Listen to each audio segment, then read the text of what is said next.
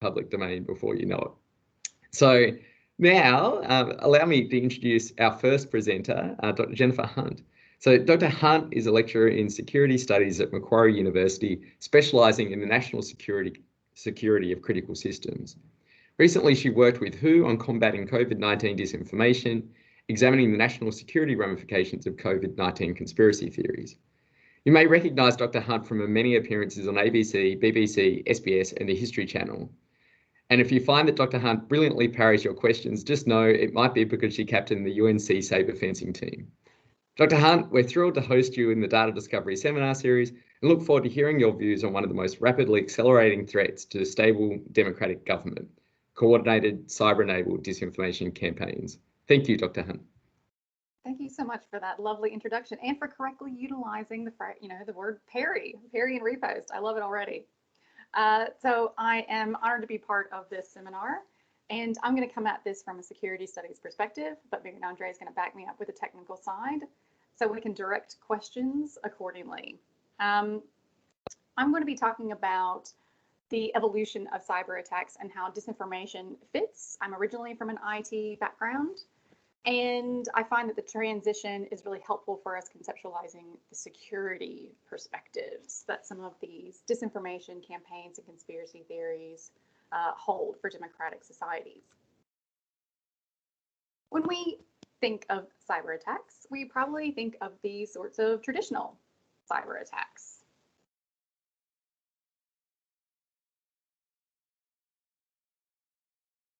Right, so we've got DDoS attacks, we've got attacks on critical infrastructure. You might have seen that earlier this year, there was an attack on a water utility in Florida in which the chemical mix was changed to a dangerous level, and that was all done by hacking. Luckily, it was caught in time before any of those changes were implemented. You can already start to see some of the emerging types of cyber attacks in this list. So you can see down at the bottom, Cambridge Analytica. You can see the Cybersecurity and Infrastructure Security Agency warning about different types of attacks and the different types of targets. So what I would posit is that some of these traditional types of cyber attacks focus on the vulnerabilities of the system. They exploit loopholes to gain unauthorized access, exfiltrate data. But the new types of cyber attacks that we see are about harnessing the virtues of the system, harnessing the virtues of social media, the virality, the connectedness, the real-time sort of aspect that makes disinformation so difficult to combat. Now, the quote at the bottom here, alternative facts as a threat to the alliance. This was a talk that I was part of in the Shangri-La Dialogue, which is a security dialogue of 27 defense ministers from around the nation, around the world. So there's Australia's there, the US is there, it's hosted in Singapore. And this was from a very senior official within NATO who was talking about how these types of disinformation, conspiracy theories help the adversary weaken alliances and undermine the collective will to fight together for common challenges. The NATO Cyber Center in Estonia is sort of on the forefront of this new shift in cyber attacks covering the disinformation front. And as you can see, they've got a free toolkit, so you can access this. This is a great resource if you're interested in how cyber law, cyber norms are evolving around these different types of attacks and challenges. But on to the main show. So I'm going to use an information warfare perspective for the duration of this talk, because this has a long-standing history and we can implement some security studies language to help us understand the problem. So let's compare those traditional cyberspace operations, those traditional cyber attacks versus information operations, disinformation conspiracy theories. I should make a note on vocabulary here and how I'm using it. Disinformation is intentionally false information. Misinformation is still inaccurate, but not intentionally so. So we would imagine that the responses to these are quite different. The mitigation efforts are a little different. And sometimes we think of different actors as spreading disinformation versus misinformation for different reasons. This need not be a hostile foreign actor. These could also be companies that are trying to profit, clickbait, so they could be for a myriad of motivations, including financial or entertainment. Go back to our information operations. So as you can see, there's a very different target when we talk about traditional cyber attacks in that cyberspace operations space and information operations. One is the machine and the other is really the mind. And it means that some of our defenses that we've cultivated for cybersecurity are not well suited to this new battle space. Mostly at the bottom here, I want to draw your attention to what's required in terms of governments fighting back, right? In terms of information operations, the intelligence required is really strategic. You have to understand a domestic political situation on the ground and be able to lever those fault lines within a society. In terms of cyberspace, typically information on the vulnerabilities of a system are a little different and harder to access. In terms of responses, we can air gap potential critical systems in cyberspace so they're not connected to the internet. That's not really possible when we talk about just unplugging from social media. Even if we ourselves are not on social media, if a percentage of the population is and they're being fed disinformation and voting and making decisions accordingly, it affects everyone. Fact checking is very difficult, so a lot of the research that we work on is about inoculating people against disinformation before it takes hold and becomes more insidious. The goal is really in these disinformation campaigns to fracture civil society, undermine collective decision making. I'm going to go with one case study because we've got a lot of documentation about this case study. And just keep in mind that any of these tactics can be adapted and deployed against other countries. Russia just happens to excel at it at the moment.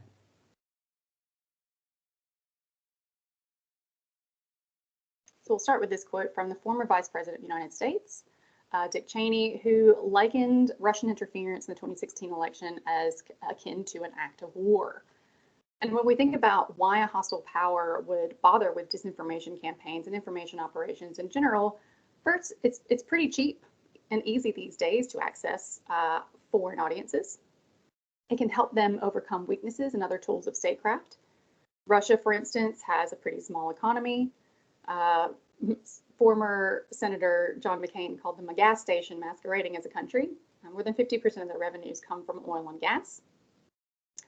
And they have significant weaknesses in sort of diplomatic, economic, and military tools they can deploy. But cyber power and these new types of cyber attacks can help them overcome those weaknesses and really punch above their weight.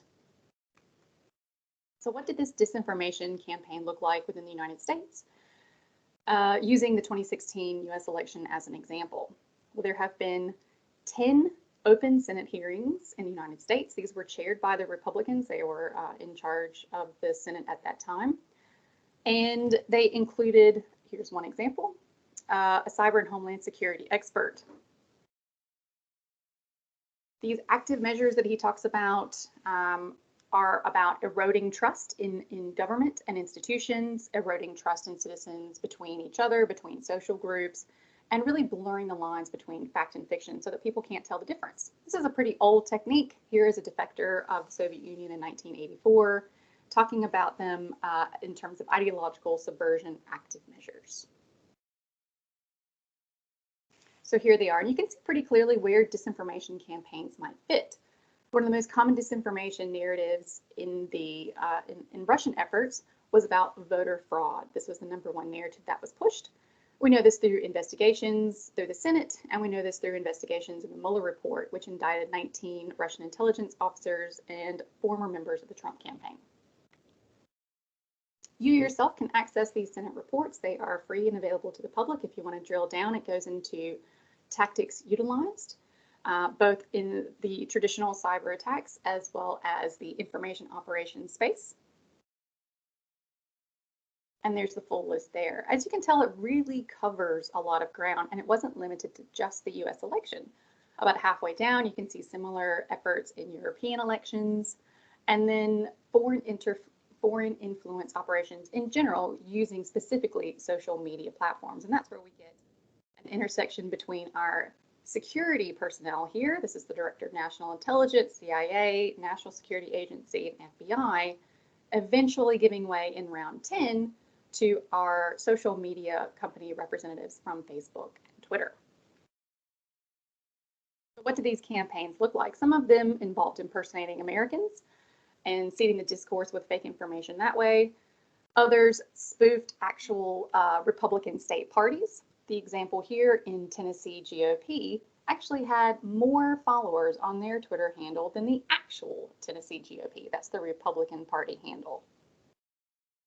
Here's some of the conspiracy and narratives that were laundered through these, but where they really go viral is when traditional media picks them up, and that gains exposure to a wider audience besides just the people who are on social media.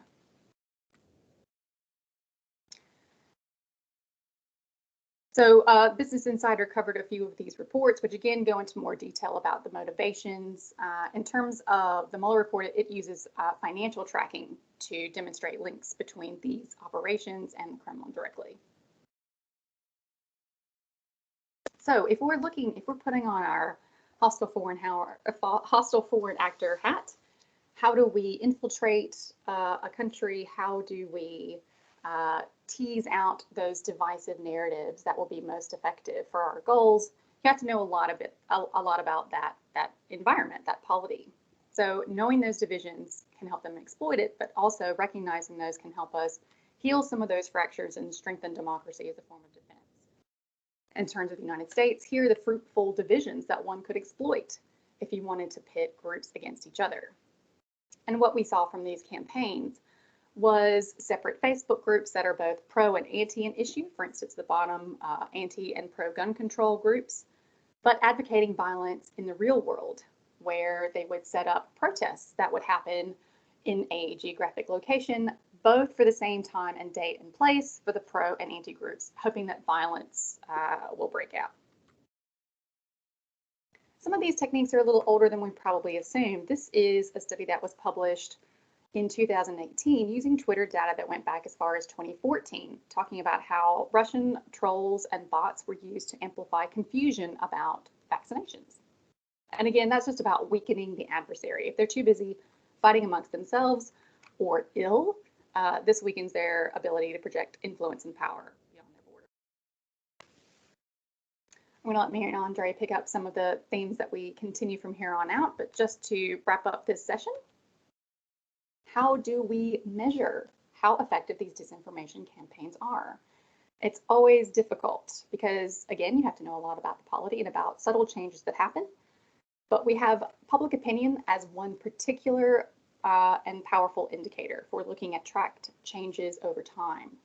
So here we can see some of those prominent groups within a society in our feeling thermometer on the right, where Democrats and Republicans rank each other very coldly, very negatively. So that's one potential division that can be exploited. And in fact, the Pew data on the left indicating that the parties see the other party as one of the main threats to the nation's well-being. The only institution that has broad public support in the US is the military, which is not a situation that any democracy wants to find itself in. This is why in some of the disinformation campaigns, military veterans were particularly targeted. Association groups, fake association groups were set up on Facebook to attract real veterans. People impersonated veterans and veterans groups to spread these messages because they do have that exalted sort of position of public trust where their message goes further than perhaps the average person's.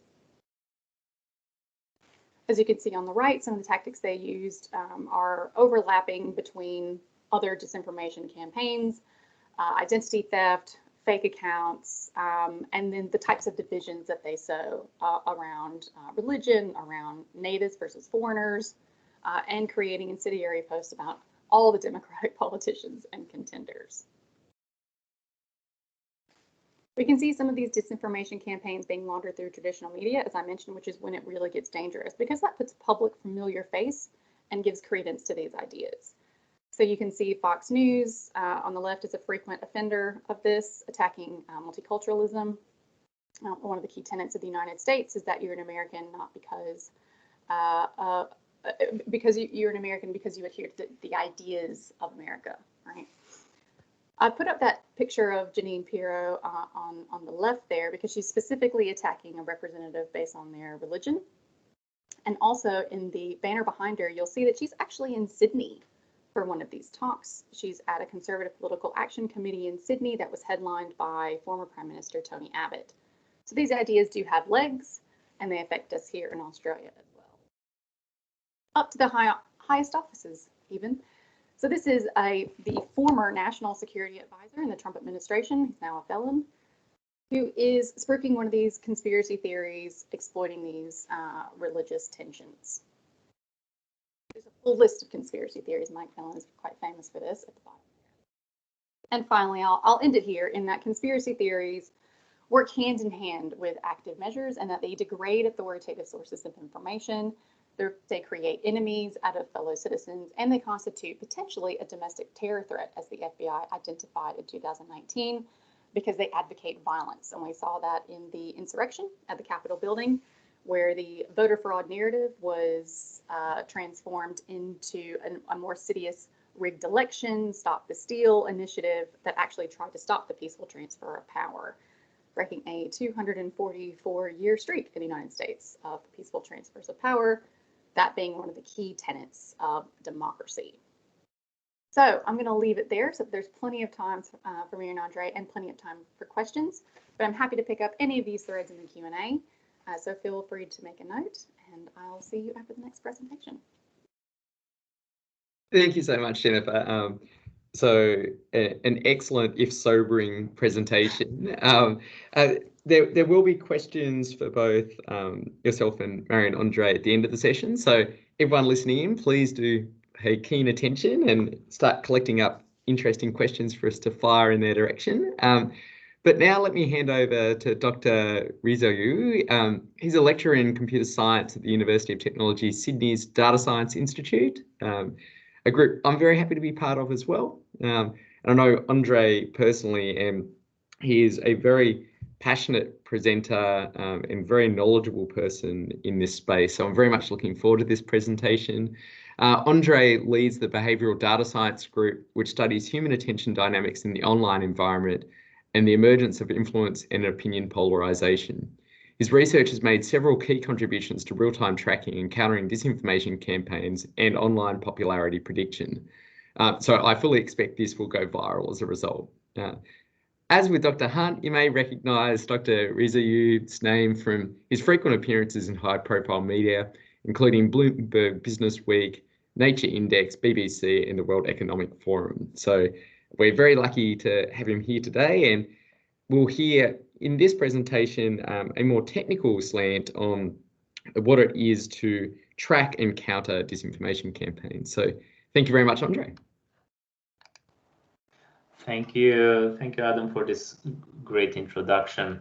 So yeah, today I'm gonna be picking up, and thanks Jennifer for this amazing introduction, which sets the overview. In this talk, I'm going to be looking more at what we can do, and I'm particularly around disinformation and influence information campaigns. So this talk is going to take a more technical view of that. I'm entitling this a disinformation wildfire and how we might distinguish it. And this the credit actually goes to Adam for this very catchy title. Thank you, Adam. Before I actually jump in, Adam mentioned that I'm leading the behavioral data science group within the Data Science Institute here at UTS. So what exactly do we do? Let me put it very simply. Whenever we act online, whenever we tweet, we retweet, we share a piece of news, or we talk to our friends, we take atomic level actions. These are actions that are only at our own levels. Only we can see them and the people around us, the ones that we have, our friends and followers for Twitter. However, when you put together these actions at the individual level, you get collective level phenomena, like we see here on the right, a depiction of popularity. So we have things like items get popular, they get viral, some things pick up, some things don't, some products are promotable, and some YouTubers make lots of money. So what is at the core of my research and our research is really looking at the collective level measures like the popularity, how can we create the simplest mathematical models which can explain the individual actions? So we build mathematical stochastic models that account for information diffusion, spreading of epidemics, but more generally would look at behavioral modeling. So why do we do this? First of all, because it's cool, there's lots of math, but really the interest is in the applications, and this is what I'm going to be talking about today. So we are looking at applications such as the interference of and the rise in the interference and the influence mainly of social bots, which are computer programs designed to look and feel like they're human. We are looking at meddling from foreign state and non-state actors. I'm going to be talking a little bit later on about the role of Russian trolls in the elections. And more broadly, we look at the spread of information, and not any type of information, but really the maleficent type of information, like problematic speech, hate speech, bullying, misogyny, and more importantly, information that tends to blur the line between what is true and what is false, just as Jennifer mentioned earlier. So I'm going to structure the talk around a couple of expertise and results, notable results that we have obtained. And here I'm listing some of the partners we've been doing work recently. The foremost, the two more relevant projects for this talk are the one with Jennifer and a number of our colleagues around tracking disinformation campaigns across terrain. The second one is a funded project from the Defence Science and Technology of Australia's defence group. Defense Force about real-time detection of disinformation campaigns. Notably, the same kind of technologies that I'm going to be showing you next can also be applicable to just look at how dangerous information like hate speech and conspiracy theories propagate on social media. And this was funded by, some of this research was funded by Facebook, looking at how hate speech propagates on social media. But for now, I'm going to be concentrating on these first two projects. So whenever we think about Australia and disinformation, there are a couple of fallacies, and I've actually heard this quoted not too long ago, actually, just a couple of years ago. And the first fallacy is there is no foreign intervention in Australian politics. I've heard this before. And the second fallacy is like the Australian democratic system is immune to fake news. I've even heard people saying, you know, why would anyone bother to intervene in Australian processes? So how about the last year's election? So together with Jennifer and students and some colleagues from AEC, we have been looking at a couple of instances where this may not have been completely true. So during the 2019 Australian election, you may have heard about the death tax or Labour's intent to institute a tax of inheritance. It's been discussed quite wildly on social media. Another theme you might recognize was this photo of a poster that was apparently appeared around Melbourne, which says in Mandarin, to vote correctly, put a number 1 next to Liberal. You may notice the specific colors of the AEC, the Australian Electoral Commission, which were meant to trick the electors. And again, that was quite discussed. Some of our attendants from Queensland might remember this poster that appeared in central Queensland. It was a big road sign showing a doctored image of Bill Shorten as saying, "I do not support the Adani project." This has been shown later on that it was taken out of context. This was never one of Bill Shorten's messages. And finally, another instance we're looking at, you might remember again about the news that St. Kilda is terrorized by African gangs who turn on violence and terrorize the citizens. All of these were in the media at the time of the elections. All of them were spreading information which was not true. Jennifer already told you about this, but I found it really important to make the difference between misinformation and disinformation. And this is a very nice graphic of of the different types of information disorders. On the left, you have misinformation, which is an unintentional, mistaken spread of information, which is not accurate. On the right, all the way to the right, you have malinformation. Malinformation is very literally deliberate publication of information with the intent to hurt. This can be to hurt, to extend, to extort, to blackmail. But in the middle, you have this at the intersection. You have disinformation, and this is the one which is the tricky one, which is the purpose of this of our work, is disinformation. Disinformation is still false information, but it's spread with a purpose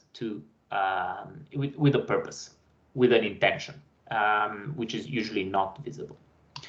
Okay, so in the rest of the talk, I'm going to be talking about four pieces of work and achievements we have today. And I'm going to be talking about detecting coordinated campaigns. I'm going to be looking at influential, inauthentic users. I'm going to be hinting really quickly about analyzing coordinated troll strategies in the US elections, and I'm going to be finishing up with a tool to separate controversial from reputable sources and information, and how we can use this to understand influence campaigns. First of all, I'm going to be looking at detecting coordinated campaigns. So in here, what you see is one of the main results around analyzing the network structure of the discussions around the death tax. So what we did, we went to Twitter, we collected about 17 million tweets which had the hashtag #OSPOL during the 2019 elections, and then from there we started and we selected hashtags which talk specifically about the #OSPOL disinformation. Next, each node here is a Twitter user, and each connection, each edge is a link. It's a reply link. What we're observing here is how users connect to each other through their retweeting and their replying connections. Quite obviously, you see that there are two clear structures, clusters. We have on the right-hand side, we have what we labeled as the disinformation cluster. It has it has a number of particularities. For example, it is tightly connected. You can't really see in here due to all the connection between the users, but there are a lot of cross links between the users. It's a tightly connected graph, to be a bit more specific. The way they also time their retweeting and how they coordinate in the messaging also is quite different from the other cluster. The left cluster, which we denote as the debunking cluster. We put these labels ourselves by looking at samples of tweets in both clusters. What we observe in the left cluster is we observe organic retweeting. We observe influential users that tweet and then they get retweeted by a large number of other users. Like you see in here, like you see this little structure, all of these users, they are replying to one single user, and then you see it again and again and again. This cluster is reactionary. It is very loosely connected. It really has this clustery effect where you see one big Twitter users and all of retweeters. But most importantly, it contains multiple communities. And this is another bit I wanted to touch upon. The color of the clusters are obtained through community detection algorithms, automatic community detection algorithms, which look at the structure of the network. As you will see, that the disinformation cluster is highly homogeneous, and the automatic algorithm considers the entire cluster as one single community, whereas the debunking cluster has a number of communities which are only loosely connected. If we take a deeper dive into the two clusters, what we observe is that the disinformation cluster, and now we're looking at the opinion leaders here, and what we see is the disinformation cluster is led by users such as Labour Trash, Put Labour Last, Ex Sydney, Help Roger, and two of these are actually already suspended. Whereas on the right hand, on the debunking cluster, we see a much looser structure, as I mentioned, with only very few links between the central users and their retweeters. We also noticed that by manually inspecting them, we've noticed that the opinion leaders in the debunking clusters tend to be regular users, and only one of them has been suspended by Twitter.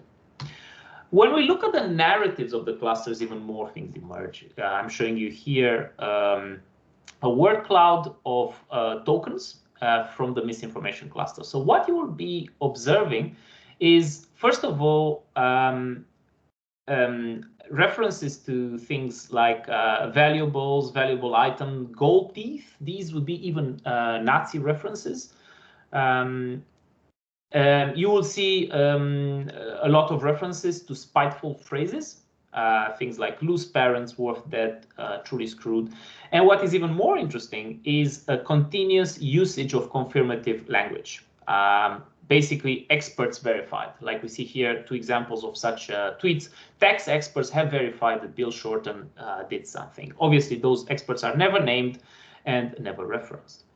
Doing the same thing on the debunking cluster, what we see is that most of the arguments in the debunking clusters are looking around the entire campaign being fabricated. So we see things like scare campaign, false, completely false, and fabricated. So while one side pushes disinformation and uses very emotionally charged language, the other side is concentrated on calling it out. So why do we actually care about this? Here I'm showing you the exposure graph. Now, for those who worked on Twitter data, you know that actual exposure is very difficult to compute, exposure being the number of eyeballs that the message gets to. So what I'm showing you here, it's an upper bound. So we are summing up the number of followers of all the users that tweet and retweet in the two clusters. The blue line is the misinformation cluster, the red line is the debunking cluster. And we see the misinformation cluster actually starts a lot earlier and gets traction earlier than the debunking cluster. What is even more interesting is that the vertical line I'm showing you here is the election date. And a couple of conclusions emerge. First of all the misinformation activity happens before the elections. You'll see that once the elections come, there is almost zero activity, whereas most of the debunking activity happens after the elections. In the end, of course, the debunking prevails. There's a lot more exposure than the misinformation, but the timing is really interesting. The timing is interesting. All of the misinformation happens before the elections. When we look at how Twitter reacted to this, so we crawled data then, and then we analyzed the users, and we analyzed them late last year. Late last year, or as of late 2020, we observed that almost a quarter of all the misinformation users are currently suspended. So either they were suspended by Twitter or they are currently deactivated. One technique that these individuals use is cold storage of the accounts. So they use them for a purpose, and if they don't get suspended by Twitter, they will deactivate them and then reactivate them a couple of weeks, months later in a completely different country, in a completely different language. By contrast, the debunking cluster only has 6% of the users being suspended, which is closer to how natural users would work, because you get suspended not only for being a bot, you also get suspended by breaking other terms of service of Twitter. That brings me to the second expertise, which is identifying influential inauthentic users. So we have developed a tool called Burst Spotter, which is a tool that does two things. One, it identifies bots and automated accounts. Second, it computes automatically influence in terms of exposure of the message, both direct and indirect. What I'm showing you here, I'm showing you a graph in which each dot is a user. The color shows the influence. The lighter color is lower influence. The darker color is higher influence. And the size, the shape of the markers are squares for the bots. What this tells me is that while all of these were automatically identified by our tool BurstSpotter, which is available for download and easily installable, what we find is that while most bots actually have very, very little influence, there are some of the bots that do wield quite considerable influence if they go unchecked. And this already starts hinting at how we may go around and address these problems. So if you want to counter the narratives, maybe we should not concentrate on the bots without influence, but we should concentrate namely on these individuals over here. So what gives some of these bots away? So I'm going to go back to our deathtax users, and I'm going to be showing you a plot of the retweeting pattern. So what I'm showing you here, it is the time difference between the original tweet and its retweet in hours. The orange line is the debunking cluster. The blue line is the misinformation cluster. So here's a couple of interesting differences. In terms of mean and median, they are very similar. However, the misinformation cluster shows a higher concentration of both very, very short intervals and very, very long intervals. This can also be shown on the violin plot on the right, where we see two modes. Now, why is this relevant? This shows difference in retweeting of the order of seconds. So the users posted a message and their communities retweets them wildly within seconds. Also, the content gets retweeted days, sometimes weeks after the original tweeting to bring it back into the user's attention. All of these indicate likely non-organic activity. This brings me to the third expertise, where we developed tools that allow us to look really at the strategies. So this one is moving away from the Australian environment and is looking at the strategies of Russian trolls during the US elections. So the Senate Intelligence Report exposed a number of these accounts, as Jennifer mentioned, and researchers afterwards looked at their activity and even labeled the trolls as with three types. We're looking here: right-leaning trolls, left-leaning trolls, and news trolls.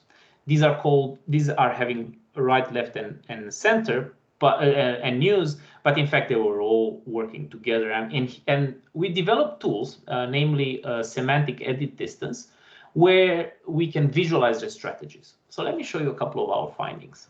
First, the strategy of the right-leaning trolls was really very concentrated. They concentrated on pushing a single message out, such as Hillary Clinton cannot be trusted, which are shown here in A. Also, there were another cluster of right-leaning trolls, which were mimicking Black Lives Matter supporters. For example, #BlacksForTrump.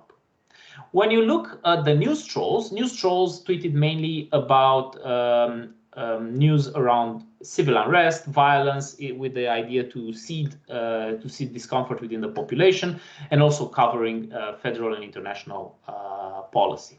And when we look at the strategy of the left trolls, shown in magenta, you see that they actually surround the discussion from all sides, mimicking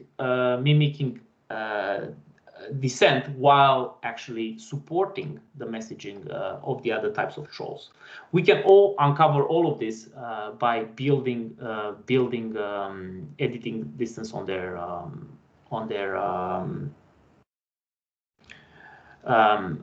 edit distance on their messaging. Finally, I'm going to be showing you some results about separating controversial from reputable, and this is one of the center core of our mitigation strategy, detection and mitigation strategy. The logic here is, how do you detect such messaging, knowing that you cannot really build natural language processing approaches to it because they will simply change the messaging. They will talk about other things. So how do you detect them? And what our approach is, let's not detect what they talk about, let's detect how the system reacts to it. We built, based on our modeling, based on our information modeling algorithms, we built ways to estimate how the social system reacts to the piece of content. So here, everything I'm showing you here does not look at the content, only looks at how people react, share, and reshare the content. I'm showing you here news publishers from reputable news sources like Canberra Times, ABC, New Matilda, Sydney Morning Herald, and controversial news sources like Politicus, Red State, or Breitbart, our friends from Breitbart. What we find is that we can detect the source of the news and separate controversial from reputable without even looking at the content, because the hypothesis is controversial news and disinformation campaigns are designed in such a way to elicit reactions from the social system, which cannot be faked. So we tune exactly on these reactions to detect disinformation. So I'm just putting all of them together, and this is a text-heavy slide. Just don't try to read this, but what this slide is saying is that we can piece together the things that I've showed you earlier to build a roadmap, a research roadmap, which is divided into three things. First is about real-time detection of disinformation. So this would apply all the techniques that I showed you earlier. It would apply detection, working with the social structure and the reply network, working with user attributes, or looking at how information diffuses. The next thing we can do is use some of our modeling tools to actually understand what amplifies, what widens the impact of disinformation, and more importantly, predict which communities could be affected by this disinformation. Track and predict where this messaging will arrive in the future. Obviously, the end goal is really countering disinformation. So what are the strategies to counter disinformation? Jennifer talked about media literacy and inoculation campaigns.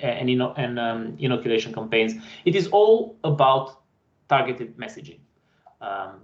This is really part of the future work that we'll have. So everything on the right is still to be done. We've mainly got the first bit. We know how to address the second bit, and this is the holy grail. And with this, I'm ending here, ready to get questions. So back to you, Adam. Thank you.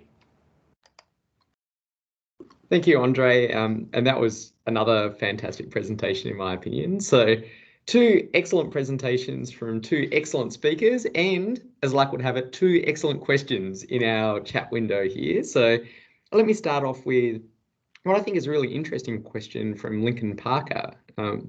So Lincoln asks, Dr. Hunt, though I think this is probably relevant to both of you, how do we know who decides what is real and what is fake, what is conspiracy?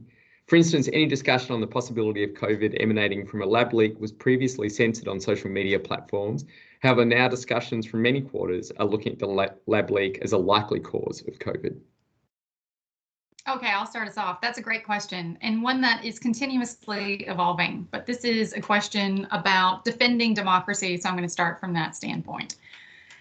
I would say that the difference that Marian-Andrei mentioned between misinformation and disinformation is about motive. So first, you look at the type of individuals that are spreading these messages. Are they trustworthy sources in other realms? Do they have expertise in this particular area? Conspiracy theories, we didn't clearly define, so I'll do that now. Conspiracy theories are neither disinformation nor misinformation, but they're kind of this gray area because they are fervently believed, but the evidence that's provided doesn't rise to the level of credible evidence for an idea. So we see conspiracy theories normally around really grand events. There are conspiracy theories about the moon landing, about the death of JFK. Russian active measures actually incorporates conspiracy theories as a tactic. A great historian at Harvard was giving a talk about how Soviets seeded conspiracy theories about JFK's assassination as a divisive sort of narrative. So we need to be very selective and critical of our sources of information. And if you find that people are habitually wrong or habitually exaggerating or don't abide by scientific methods of inquiry, then we should be very skeptical about taking their word versus other experts in the field, right? So I would say we are always defining, facts and evidence based on the most current information. Scientific inquiry is an iterative process. So this is an evolving process, and we collect data and adjust accordingly. That's one of the definitions of intelligence. Do I think that social media companies can be arbiters of truth? Do we think that any individual in a democracy has to be an arbiter of truth? No, but we have to balance that against threats to democratic function and public health. So I would err on the side of caution where we're involved in sort of extraordinary times. If I can add just one bit to this excellent question, excellent answer. Thank you, Jennifer. I believe that the accent, Lincoln, is not as much on what is real and what is fake. What is a conspiracy? Jennifer already covered that. So the accent is not necessarily on what is real and what is fake, but really on what is the intent. That is the end goal. If the intent is to be divisive, is to seed tensions in the fabric of the social system, then it's a problematic. So I think even the term fake news has been a bit stained by the overusage by Donald Trump, where he was always claiming the fake news this, fake news that. But we are moving away from fake news and into more of a problematic content. So we are moving away from deciding if it's true or false into understanding if it's going to cause problems or what is the intent with which this is spread. But apart from that, Jennifer covered it very well. Thank you, Jennifer. And thanks, Lincoln, for the question. Excellent. Thank you. And a question here from Dr. Kunyu. And I guess the question here goes specifically to how do we enable individuals to become more cybersecurity aware and to be prepared and resilient in the face of disinformation? Andre, you want to start this one off? This is this is the holy grail. I ended up with this bit. No, actually, I ended my presentation about what we can do from a organizational point of view, but what we can do as individual. I'm not sure that we can actually do a lot. What the real thing, my opinion, right? The only thing we can do is really media literacy, and this is just common sense. When something sounds a bit too wild, maybe double check it. Approach new information a bit cautiously. I guess that's the only thing that us as individuals could do. There are more approaches that can be deployed from the point of view of either the platforms themselves. They have quite a lot of power, but they are, for obvious reasons, a bit unwilling to wield it. And there's probably more that can be done at the level of governments and regulatory bodies. And these are discussions which are currently ongoing. Jennifer, help? It's rare that I'm the more optimistic view as a security studies scholar, but I've been asked this question a lot, and I think I've formulated a couple of responses here. So just to build on that excellent start, I think the key is helping to determine which groups are most vulnerable and designing appropriate strategies. So the public is not one big monolith, there are different groups. And we see that with different messages about vaccination, for instance, about the means to reach people, the messages that are most likely to be successful.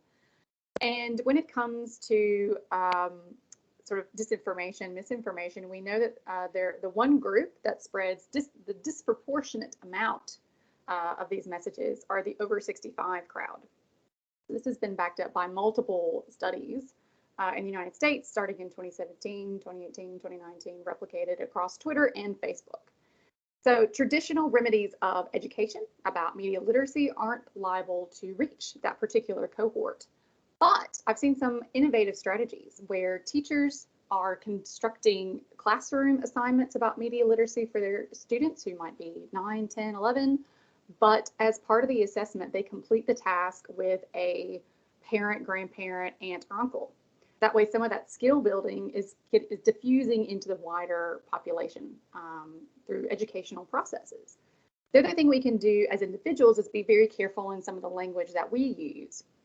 Now, I see this all the time. You might see that Liz Cheney, who was the third highest ranking Republican member in the US Congress, has been unseated because she refuses to buy into this narrative of a stolen election. She has fervently come out and said, Biden won the election, we have all the audits, it's all finished, we're done here. But the narrative that is repeated, even by her and other leaders, is to repeat the lie. So she'll say, of course the election wasn't stolen, of course the election wasn't rigged. And those nouns and verbs are very powerful. So what I would encourage everyone, and this takes a bit of training, I myself still fall afoul of my own rule, is to reframe and focus on the truth. Don't do the disinformation agents work for them by repeating those powerful nouns and verbs. So you would say the election was fair, the election was secure. Repeat these sort of affirming and truth-focused phrases where possible, because that's familiarity is how disinformation, misinformation, and conspiracies spread. So don't feed into that narrative by repeating it. Reframe, focus on the truth. Thank you very much. So Jennifer has given me some hope, at least, Andrei. So, as the facilitator, I get the pleasure of asking the very last question. And it's one that's sort of sat in the back of my mind for a while, which is the current polarization we're seeing in just general discourse. How much of that is driven from disinformation versus misinformation? How much of it do you think is just a genuine misunderstanding of what's happening out in the world versus something that's being seeded and people are being exploited? Oh, that is a fascinating question, and actually one that I have never gotten before, so kudos. That's quite rare these days, having been talking on misinformation for the last 4 years. I have no data to back up what the mix is. I will say that where it does matter, though, is in the responses, because if it's misinformation, we assume that the purveyor of that misinformation, because it's unintentionally inaccurate, would be open to correcting that information if it's pointed out. The problem is that they feed off of each other. So you might have seen the videos on these are public school meetings, these are public town hall meetings in the United States, where people who are against the COVID-19 vaccination get up and say, I have heard that getting this vaccine will make me magnetic. And then they go stick a spoon on their nose, like we did when we were 10 years old, trying to impress people when our parents were trying to have a dinner party. So that is, we hope, misinformation. They just don't know about surface tension and how sweat can make things stick. It does require a bit of explanation, but when you have a media ecosystem that potentially echoes that, whether it be Facebook groups, whether it be the types of news sources that they're relying on, it's very difficult to get that debunking in and be counted as an authoritative source. So this is a challenge. Maybe I can also add just a little bit on the affordances of the networks, of the social networks, and we should take into account things that how things changed in the last 10, 15 years. Before, we lived in a world where information was centrally managed by newspapers and TV, and there was some sort of an elitist monopoly on creating and diffusing information. Sure, individuals could spread the information around themselves, but it was sort of limited in scope. We now, a couple of things happened in the last 10, 15 years. One, we have new fora in which individuals can widely broadcast their message. So any Looney Tune kind of messaging can go wild and find other Looney Tunes.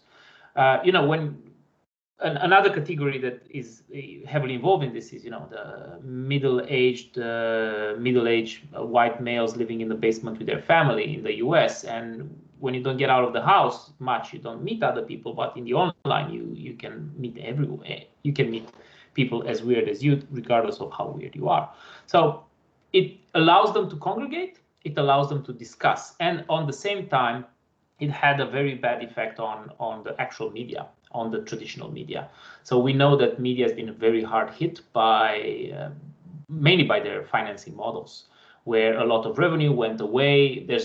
People take their news from social media these days, and the revenue stream is not the same, putting pressure on the traditional media, which then lowers the quality and brings in sensationalism and facilitates taking the information straight out of social media. So it's not uncommon that say junior journalists would search on Twitter, seeing what's trending these days, and write up a piece quite quickly with very limited fact checking, which allows some of this misinformation to actually seep into the traditional media, which were traditionally the gatekeepers of the information ecosystem. So you see that, put the two together, you give people the environment to brew up and build any possible story, and then you put enough pressure on the traditional information keepers to cover what's popular, and